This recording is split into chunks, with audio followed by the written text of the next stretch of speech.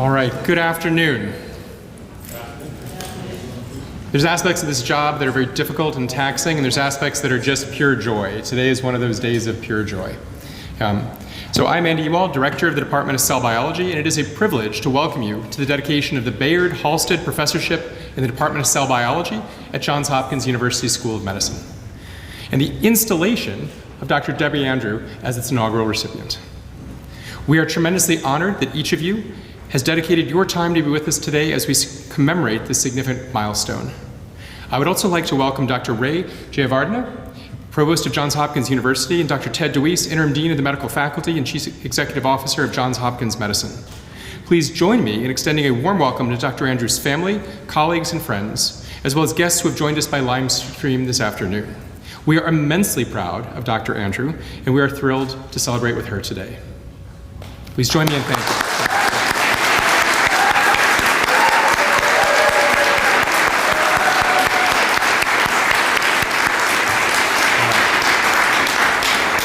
I also want to acknowledge that this professorship was established in coordination with Dean Ted DeWeese, Executive Vice Dean Landon King, and Jim Erickson, and that it represents a strong commitment on their parts to support basic research in the Department of Cell Biology.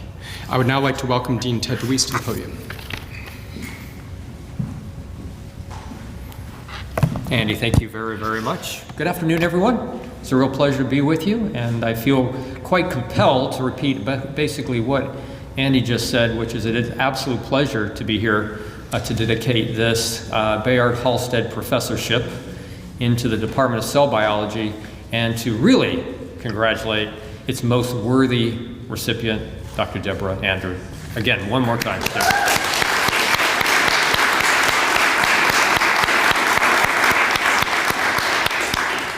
This is a very special professorship, needless to say, because of the moniker that's placed to it, of what that means to this particular school and how we have evolved as the preeminent place for medicine and biomedical research.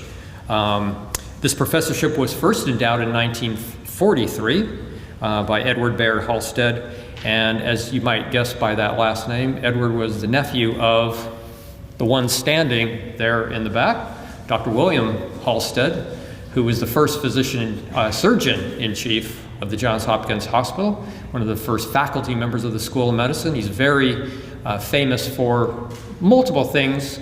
We won't talk about one of them today, but two others are, one, surgical technique, sterile technique, and you've heard much about the introduction of barriers on the hands, including rubber gloves, but there were other things he had investigated to minimize infection. And then for those of us who happen to be in the oncologic domain, the whole notion that cancer can spread from the primary site into lymph nodes, and from lymph nodes into other organs systemically, and sort of the Halstedian view of cancer spread, which in some diseases is still accurate and others not, but that was primarily in breast cancer, and then really helped to evolve the first real curative therapy for women with breast cancer. So that we are able to celebrate that today, that name in particular, and link it with another important name is a very good day for all of us. So out of Edward's bequest, as noted, came this particular endowed professorship. And it does a couple things, do professorships. And I mentioned this last week when we were in this same room doing something similar, but it is absolutely true. It provides both creativity, the opportunity for it, and stability. And the stability part is really important because our faculty members have to generate much of the income stream to help support themselves, their salaries, their research. So the degree we can offload some of that, that's a good thing, so that they can now switch that time and effort they were dedicating there into the creativity part. The search for new knowledge, the introduction of new concepts and ideas, training the best leaders in biomedical research, that's what these professorships do. And Dr. Andrew is certainly going to do that with great aplomb.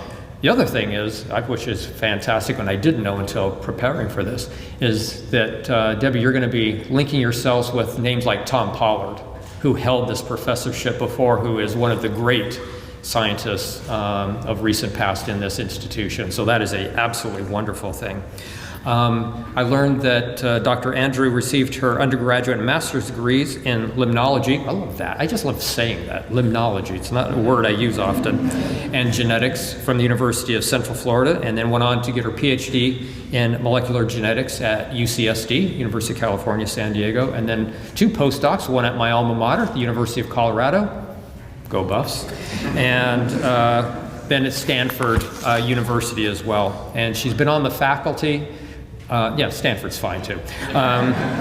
She's been on the faculty since 1993, and Deb's work has been just fascinating. Believe it or not, I actually read some of that, Deb, well before any of this in the old days. Of the whole notion of organogenesis and how those primordial cells come together and move to where they're going to land in the body, and some of the signaling that goes on to say which cell does what in that organ. And because in the field of oncology, some of the stuff we do to patients who have head and neck cancers, sometimes their salivary glands become dysfunctional. And always the question was, can we learn something about those most primordial cells and even some stem cells that are residing there, that could we transplant them elsewhere and then reintroduce them in the site in any way? So I had read some of your work, Deb, way back then, so I feel only minimally knowledgeable. But good for today. But interestingly also, Dr. Andrew's recent work in this whole domain, that people have been using in Drosophila salivary glands, is helping to understand vector transmissions like malaria that come through that, which is fascinating, and a direct application to potentially millions of people around the world has a benefit. So Deb, thank you for all of that, of course. So I think it's just emblematic, linking her name with Dr. Pollard, Dr. Halsted, of people who focus on outstanding work at an outstanding institution. So thank you for that, Deb. So of course I'm grateful for what Bayard Halsted did with the foresight of this gift and being able for us to all join together today in congratulations for Dr. Andrew. So with that, I'd like to invite our provost of about 3 weeks, two weeks plus, but a real pleasure to welcome Dr. Ray Jayawardena. I've been working on that, Ray. So Dr. Jayawardena to us, who comes to us from Cornell and is now in the very important role of helping to lead the academic program at this institution. Ray, thank you.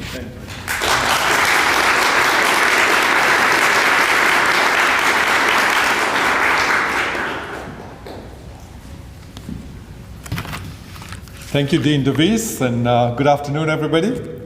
It's truly a pleasure to be here and to accept the Bayard Halsted Professorship in the Department of Cell Biology on behalf of Johns Hopkins University. And to celebrate, of course, Dr. Deborah Andrew as its next brand new holder.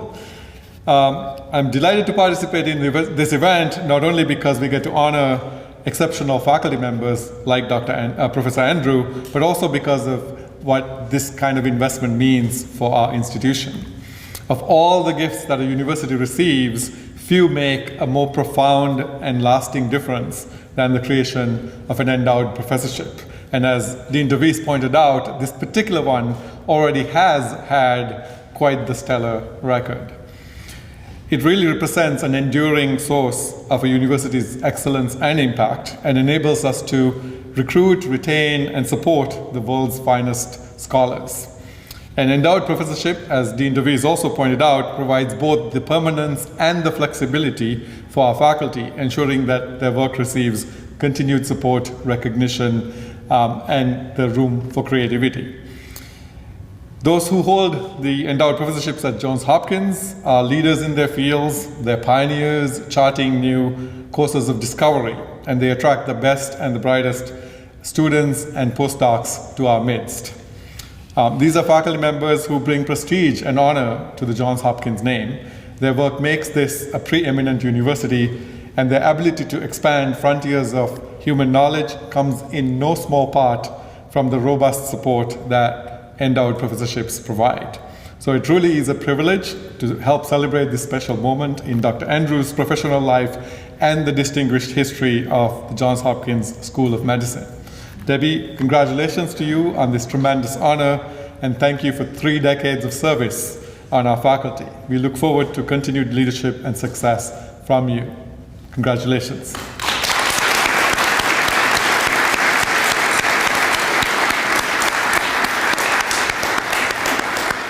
Now I'd like to ask Dr. Andrew Ewald back to the podium.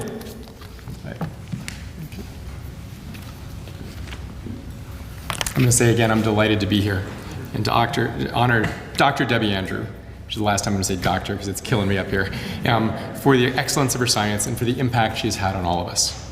Put simply, Debbie is a great biologist, right? What does that mean? To me, great biologists are curious, have strong instincts for important scientific problems, good judgment to distinguish which of those are solvable today, right? This is a key feature of basic scientists. Not what might I want to solve, but what can we solve today, this year, right? And a relentless determination to solve those problems. Debbie hits every mark. She saw very early that it would be possible to understand the formation of an organ at cellular resolution and in molecular detail if she picked the right organ. Conversely, you pick the wrong organ, we're still confused today. Her key insight was that Drosophila organs are smaller, simpler, and more stereotyped in their development than mammalian organs of the sort that I study every day. It was therefore possible for her to understand how they are built to a degree of precision that remains elusive in mammals to this day. It worked. Not quickly, not easily, but it worked. Debbie and her lab members, who are gathered here today, have explained how the salivary gland is specified, built, and adapted to function at molecular resolution. Her research has revealed general principles that explain epithelial growth and development in humans, which I was excited to hear. Also is used by radiation oncologists to think about the organs in the context of treatment. I want to share 2 anecdotes that capture additional features of Debbie as a scholar and as a mentor. When I first joined the Department of Cell Biology in 2008, which feels both recent and a lifetime ago, Debbie made a point of being supportive and connecting me to resources, as she's done for so many of us. Equally important, she embodied and lived a strong sense of values about how science should be done. Soon after, I was invited to write a review paper on how epithelial organs are built during development. I approached Debbie and asked her if she would be willing to work with me on it, so that we could integrate perspectives from experiments in mice, where I work, and flies, where she works. Her first response, was to make sure that I would get enough credit, right, as the junior faculty member in this scenario, always looking out for others. This was one of the most fun papers I have ever co-written on any topic. We discussed weekly over coffee what had been most carefully shown in experiments, that was always the first question, and what were the general principles that emerged. In this review and in her research, Debbie embodies the absolute conviction that we can find simple and definite answers to complex questions through clear thinking and careful experiments. On another occasion, she pulled me aside to say, now that you're here, it's important for you to know you cannot run your lab so that half your students do great and half your students fail. We don't do that here. Everyone needs to succeed. I participate in career development events regularly, and I tell students and postdocs that science is a simple and a hard activity. You need to identify important problems and you need to solve them. You do that repeatedly for decades, and like Debbie, you'll have an important career. It's that simple, right? Trainees taking notes? No one finds that helpful advice, but trust me, eventually you'll see it. This professorship provides an important opportunity to make another point, which is to say that Johns Hopkins Medicine will always need faculty who ask great questions and follow the data wherever it leads. Thank you, Debbie, for embodying those values and for all the wisdom you've provided to me over the years. I would now like to welcome Dr. Geraldine Seydoux, Professor and Vice Dean for Basic Research, to the podium.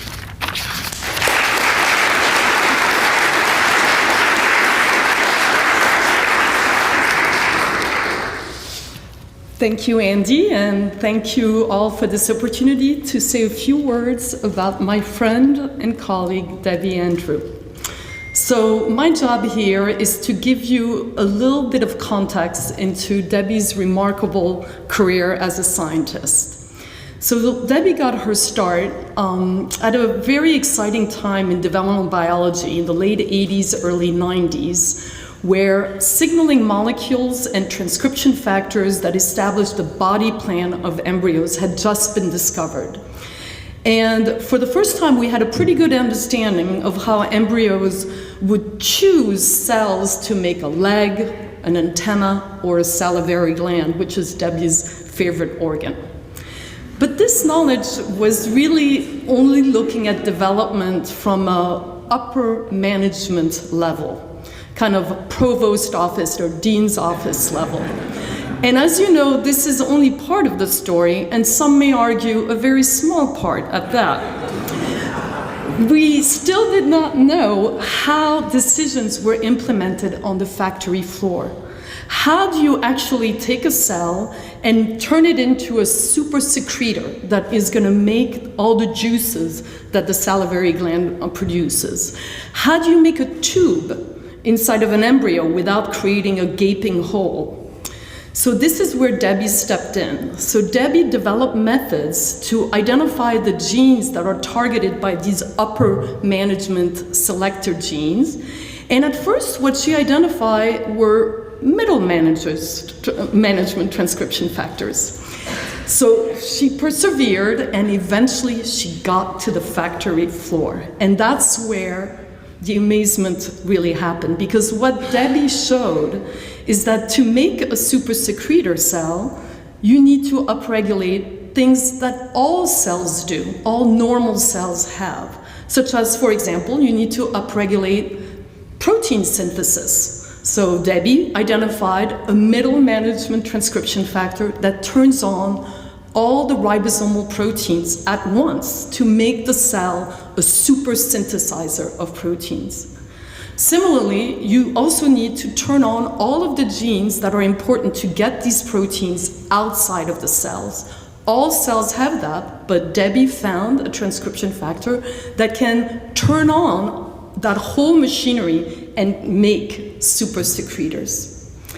Now, a goal of developmental biology is that one day we will be able to take regular cells and turn them into organs in the dish. And that is exactly the kind of research that Debbie is leading the way in, because her middle management transcription factors are conserved, and they work the same way in human cells. And so now we can take a cell and get it to be a super secretor, thanks to Debbie. As you heard, this is also useful to understand biology around us. It turns out that mosquitoes use their salivary gland to pass on the parasite for malaria. And thanks to Debbie, we know how to make those salivary glands dysfunctional and therefore block transmission of malaria. So this is just to give you an idea of the really fundamental discoveries of Debbie. But I would be remiss if I only talked about Debbie the scientist, because in addition to this, her day job as a researcher, Debbie has also throughout her career dedicated herself to our community, and in particular junior faculty in our community. And most recently, as the Associate Director for Faculty Development in the IBBS, Debbie has completely transformed our in-house grant review system, which now guarantees that any grant can be looked at by a colleague before it is submitted to the NIH. And that has made all of us feel incredibly supported, and also has helped us be more successful in grant admissions.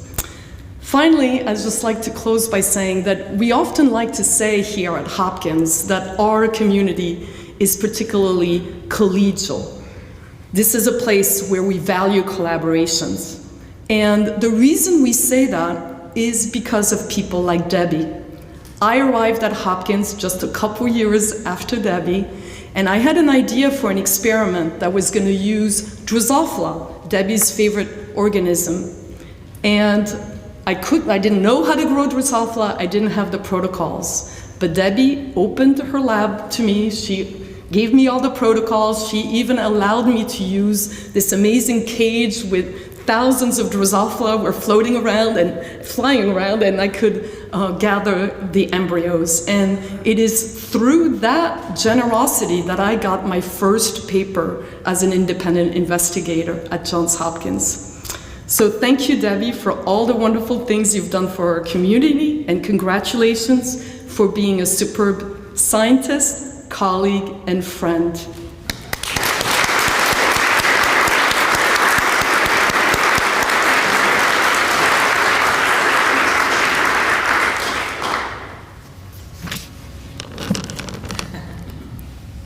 So, I'm really honored to be able to make a few remarks on this happy occasion. You've heard the perspective from Dean, from Provost, from Chair, from colleague, and I'm going to give you the perspective of a husband in this. So, and I'm glad that Geraldine gave such an eloquent and fun description of Debbie's impactful science, so that I don't have to try and do that.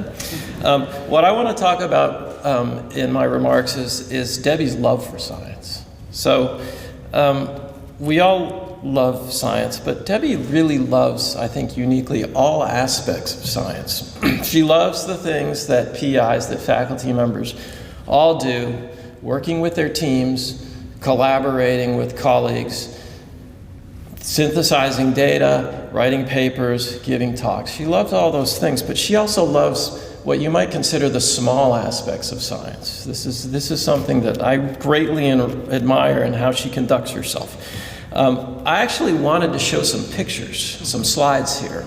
And I told Debbie that I needed a slide projector. She said, I don't think that's possible. She also told me, I should tell you, that she wanted me to keep my remarks short because she had a lot to say.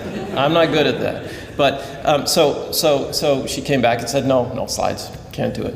But what I would have shown you is slides, many of which were collected this week, unknown to her, of her doing things like sitting at a dissecting scope, setting up crosses, staining embryos. We could get pictures of her running gels, I'm sure, and even transferring her own fly stocks, which is something that PIs don't generally do. There are, I think, multiple reasons that Debbie does this kind of stuff. I think in small part, she thinks it's good for the lab. She thinks it's good to be with her trainees and doing the same sorts of activities, and I agree that that's important. But I think the main reason she does it is that she continues to love the creation process. She really appreciates the aesthetic of beautiful results, of a beautiful gel, of a beautiful micrograph. And I think she remains strongly addicted to those eureka moments that we get at the bench. So the picture I really wanted to show you, I feel, I maybe shouldn't tell you this, don't listen, is a picture of Debbie doing science, but not doing science in the lab. It's a picture of her that I took about a year ago doing science in our kitchen. So Debbie and her lab started an experiment where they've used single-cell sequencing to map out the transcriptomes of cell populations in the developing embryo of Drosophila. If that doesn't mean anything to you, don't worry about it. And the schedule that she had to do to collect embryos at particular time points was not particularly kind. So what she would do is she would come home at the end of the day with a box of harmless, ordinary Drosophila, leave them on the kitchen counter. Before bed, she would take the moms, which were at an egg-laying stage, and she would put them over a vial, which would allow them to start laying eggs. She'd leave them there. She'd go to sleep. And at 1 in the morning, the alarm would go off, and Debbie would hop out of bed and go down the hall, and I'd hear her down there moving vials around and transferring flies and defining the end of the time point, and then she'd come back to bed. In the morning, she and her embryos would go to the lab where they would meet an ugly fate, and then the whole process would repeat. And the thing I love about the picture, and if any of you want it, I'll send it to you, is that I took it because she looked so happy. Doing this. It's a great thing. She brings her work home in other ways, I should tell you.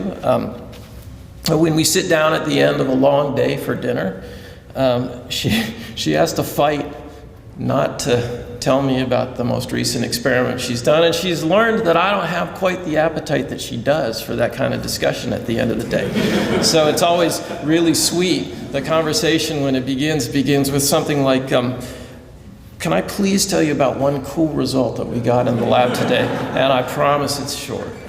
And is always cool. It's not always short. And in turn, she listens patiently to my stories that I tell. They're sometimes about science, they're sometimes about departmental affairs, about administration. And she always provides me with helpful insight and advice on that. So I'll close by saying I've been so lucky to have her as my advisor over the years in these issues, over these past 3 decades, to have her as my best friend, the mother of my child, and really as my scientific role model. So thank you, Debbie, and congratulations.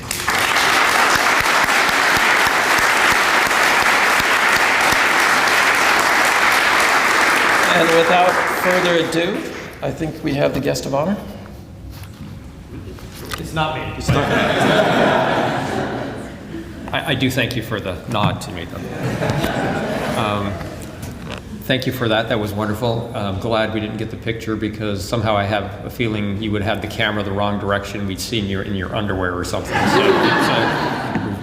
Then we'd have to get HR involved, and it would get really ugly. And anyway. But thank you, really wonderful. So professorships are really the highest honor that the School of Medicine can bestow on one of its faculty members. And I've already noted they're so critical to the missions that we have, to our training of the next generation of leaders, for doing outstanding discovery work that changes the world, and for those who see patients, ultimately caring at the end of the day for patients to improve human health. And they do all of those things. And our faculty are the reasons for our preeminence in the School of Medicine, for our ongoing success. So, Dr. Andrew, if you would join me, please.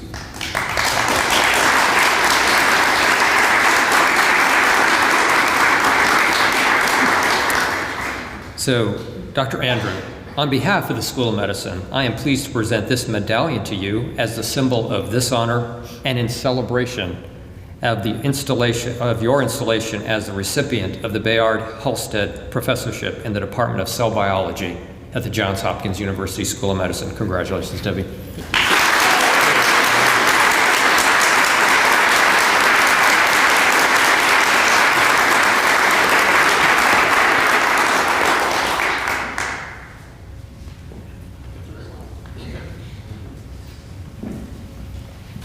I just got some sage advice. All this thing about what Debbie did, I just want to point out that Debbie doesn't do anything without a team of scientists working with her. So just keep in mind, it's been different teams over the years, but it's always been with other people. It's never a thing on your own. So, good afternoon. Thank you to everyone who is here to help me celebrate. This professorship is an honor to receive, especially because I look around and see so many colleagues who are equally deserving. I hope the fellowship or this professorship makes possible the best science that we've ever done. And I think there's a good chance of that. I'm a lot wiser now than I was many years ago. The tools that have been generated by other creative scientists, including the advances in genetics, in genomics, and in microscopy, are beyond my wildest dreams. And finally, and most importantly, the current team I'm working with have all the drive, talent, spark, and imagination of those who have gone before them. And I'm looking forward to the next several years of working with them, knowing what a privilege it is to do science with young people. Importantly, the extra resources that are provided by this fellowship will allow us to explore new avenues of research and dig a little deeper into our most interesting findings. Now, I have many, many people to thank for making this day even remotely possible. I will start with Ted and Eric and Landon, as well as Peter and Andy, who are the people behind this professorship. And I would like to thank them for all the work they did to make it exist in the first place. And thank you very much for bestowing it on me. So I would also like to thank the two people who just spoke on my behalf, Geraldine Seydoux and Doug Barrick. These two people do so much for Hopkins and the scientific community at large. I don't know how they get so much done. And independent of their friendship and their more significant relationships to me, what I know is that every time I ask them for help, they say yes. So it's a mystery to me how they get anything else done, knowing how many people are asking for help from them. So I have quite a few more people to thank. Sorry about that. But what I want to do is to get to those people as I work through the story that I would like to share, which is an abridged version of how someone with my background ends up here in this moment. So I remain the only, the only PhD in my extended family. There are 0 MDs, there are 0 lawyers. We can argue whether that's a good thing or not. Sorry, Gene. We do have computer experts, that would be my brothers. We have an engineer, my son, wherever he went. There he is. We have a distant cousin who's a physicist, and we have nurses emerging in this next generation, and those would be my nieces. Now, mind you, everyone supports themselves, but we're not a family of professionals unless you count the ones that we married into. My husband, my aunt's first husband. And it's not that we're from a small family. I have 6, 7 brothers and sisters, or 5, 6 brothers and sisters, depending on how you count it.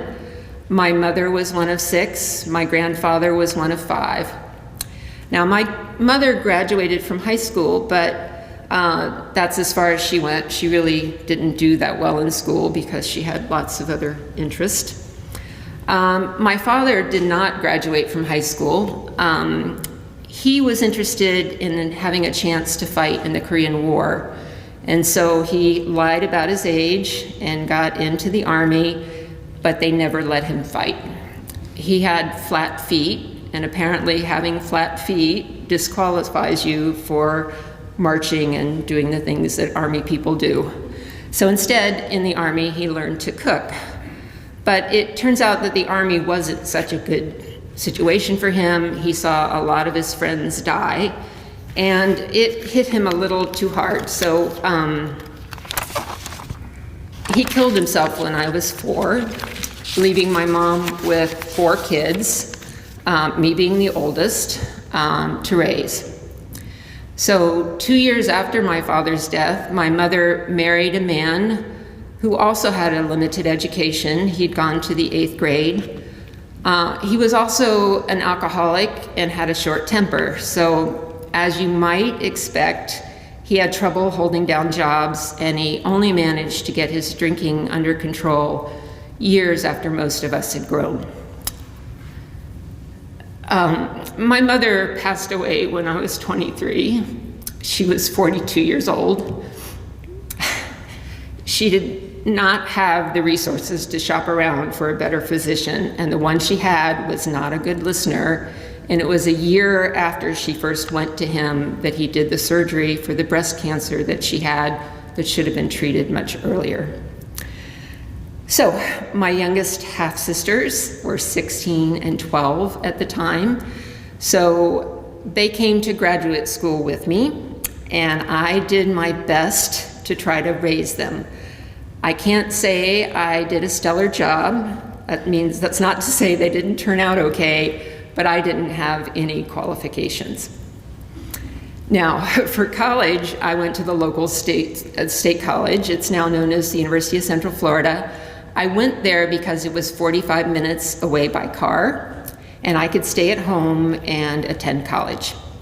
And I was lucky enough to get Social Security benefits because of my father's death, something that's no longer available for kids over 18. I also got veterans benefits from my father's time in the Army, where he learned to cook.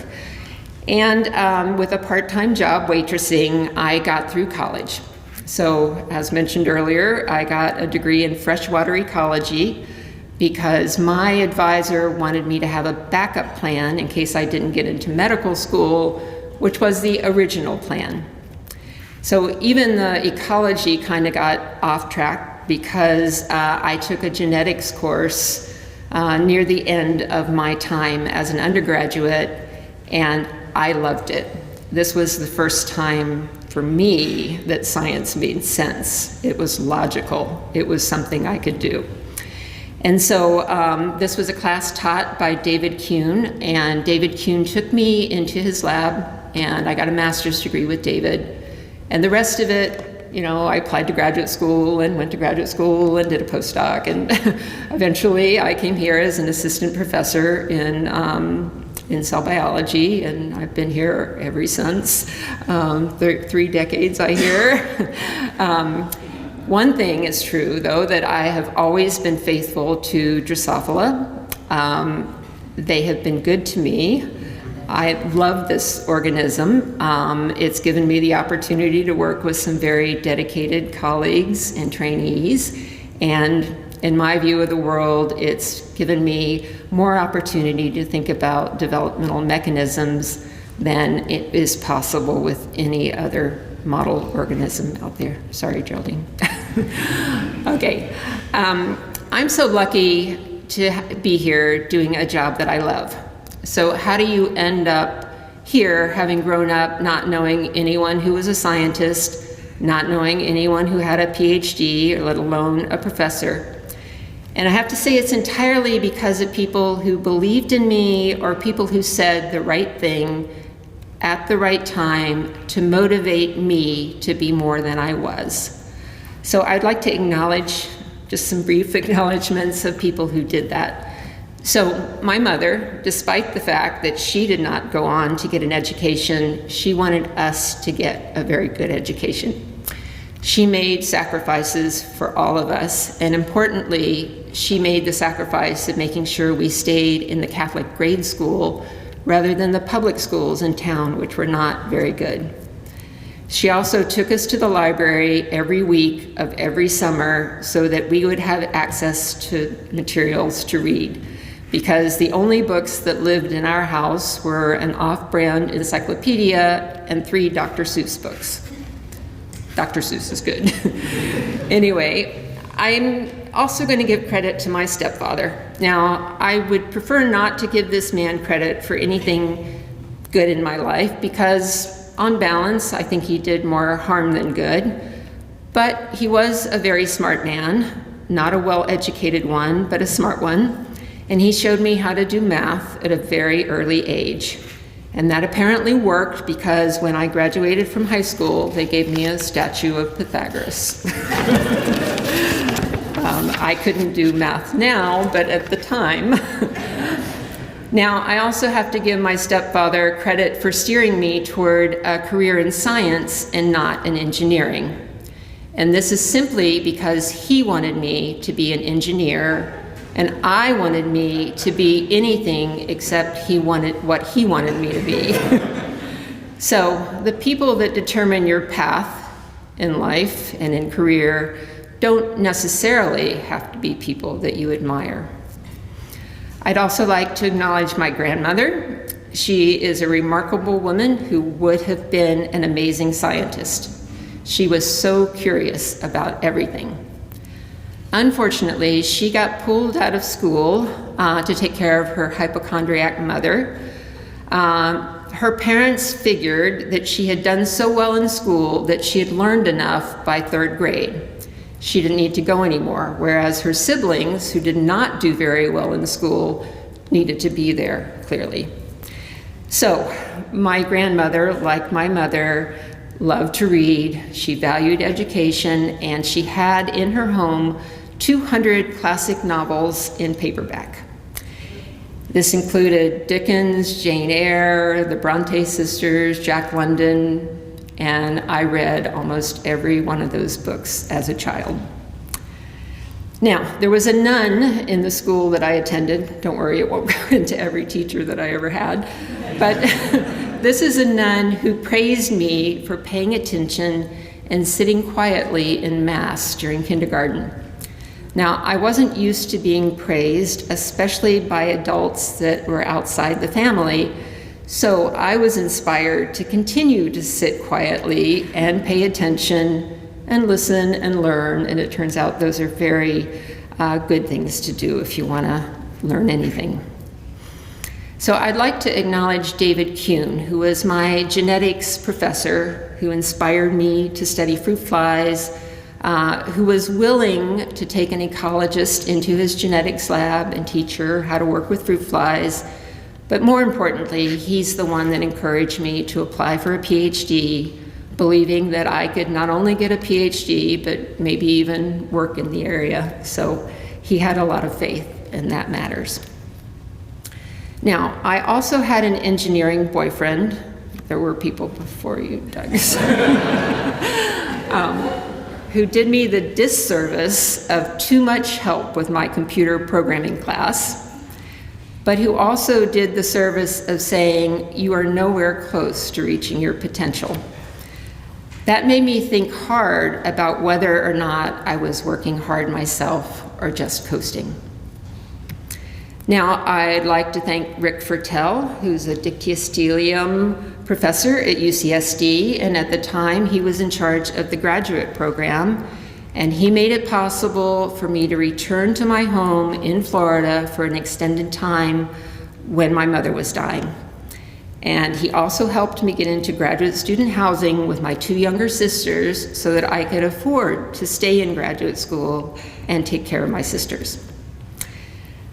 You mentioned Tom Pollard earlier. I want to thank him for hiring me despite my rather shaky cell biology credentials. When I applied for jobs, first of all, I did not have any publications in the high-profile journals, but more importantly, I was really not an expert in cell biology.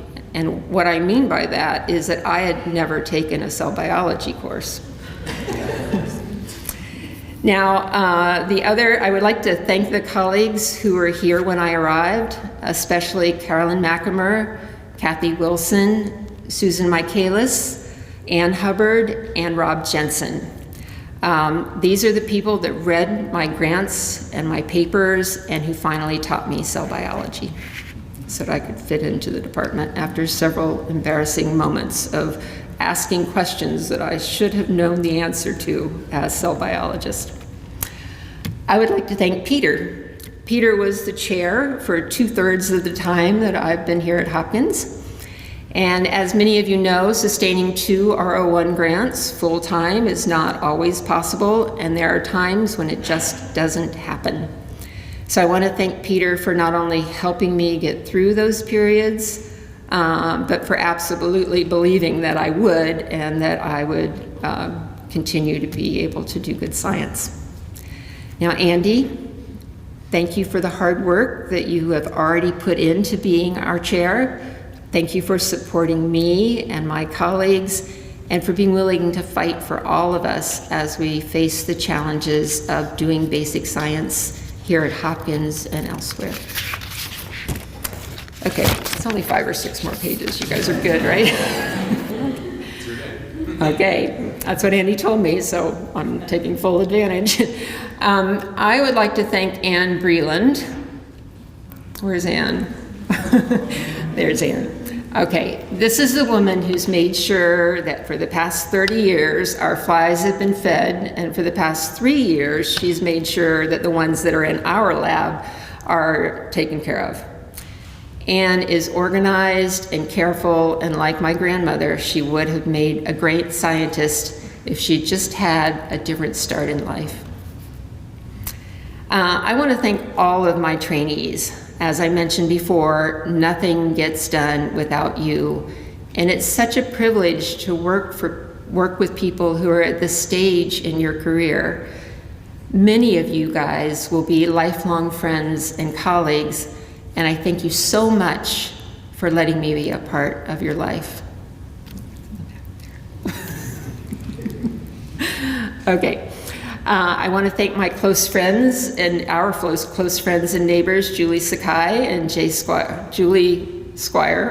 Sakai. You've been friends and family for more than 25 years, and it's been a blast. Thank you, wherever they are. I want to thank the women who I call my running friends, Jean Lewis, Joan Blomquist, and Chloe Theo. I call them that, but they've been my close friends for many years. And these are amazing women. They are an inspiration in terms of what they do in their daily lives, but also for what they do outside their daily lives. And I want to thank you and your husbands, Mike, Charles, and Eric, for what you give to the young people here in Baltimore, for what you do for the country, and for what you do for the world. And I think you all know what you do, and I think it's amazing. So I want to thank my Aunt Betty. Thank you for being a major part of my life. My siblings and I would be parentless but for you. Thank you for showing us how to grow up with grace and vitality, and for always being there at the big events in our lives, including this one. And don't cry, you'll make me cry. Okay, I want to thank my in-laws, Pat, Don, Lorraine, Paul, Indigo, and Sam. Thank you for every lovely time we've ever spent together. I've always felt safe and loved when I've been with you. Now, my siblings. You guys know me better than anyone in this room, possibly save Doug and Tim. You're the only ones who will really ever understand what we went through as children, and who know how lucky we are as adults to have each other. So thanks for being here now. It means everything. Now, I want to thank my son, Tim Barrick. I admire your intelligence, your resolute nature, the strength of your character, and your genuine empathy for anyone you ever encounter. Thanks. I'd like to thank Doug Barrick, my husband and best friend, who has never once in the more than 30 years that we've known each other has ever suggested that his work was more important than mine. He's always valued what I do as important as what he's doing. So, how did I get here from where I started? I think enough key people in my life inspired, redirected, or supported me to allow me to stumble into a career that I love and that pays enough so no one has to choose between buying gas or paying for groceries or seeing a physician who's responsible enough to listen. Now, I have a few take-home messages. So those of you who've had time to read War and Peace since I've been up here, we're near the end. My first message is to those of you in positions of authority. Do not underestimate the impact of your words or deeds on your students, trainees, or anyone who might be watching. My second message is to the trainees and students who are out there. Do not squander your opportunities. Make the most of them. And then my third message is to everyone out there.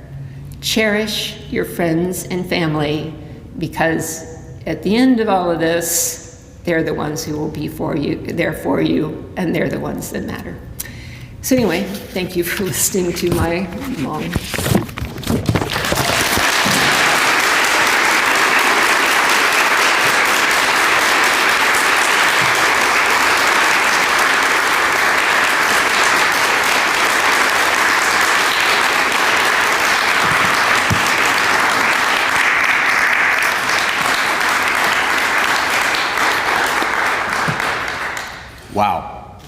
Wow, that was fabulous. Hard to even know where to end, other than to begin the closing. Debbie, it's a great day for you. We're so thrilled for you. I will just say one little anecdote. Geraldine mentioned the selfless work that Debbie does on the part of her colleagues and all of us here in the community.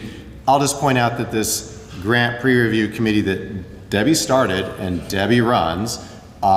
It's a ton of work, and what hasn't been said is that if you submit your grant to that committee, your likelihood of getting funded is more than 2x what it would otherwise be, right? So submissions to that committee, basically your success rates are closer to 50%, whereas otherwise they're about 20%. That's not an accident. That is Debbie, who's just really knows how to pick reviewers, force the reviewers to actually review the grants, force them to do a good job on those grants, and it makes a huge difference. So we all owe you for that. I put my own grants through there and I say it works, so full testimonial. Okay, so with that, on behalf of myself, Department of Cell Biology, Institute for Basic Biomedical Science at Johns Hopkins, I want to express our sincere gratitude to all that have joined us here today, whether in person or virtually. Your unwavering support and dedication have made this dedication installation ceremony an unforgettable event. I would like to give a special thanks to Dr. Ray Jarawardnahana, Provost of Johns Hopkins University, Dr. Ted DeWeese, Interim Dean of the Medical Faculty and Chief Executive Officer of Johns Hopkins Medicine, for their presence today and their strong and ongoing encouragement.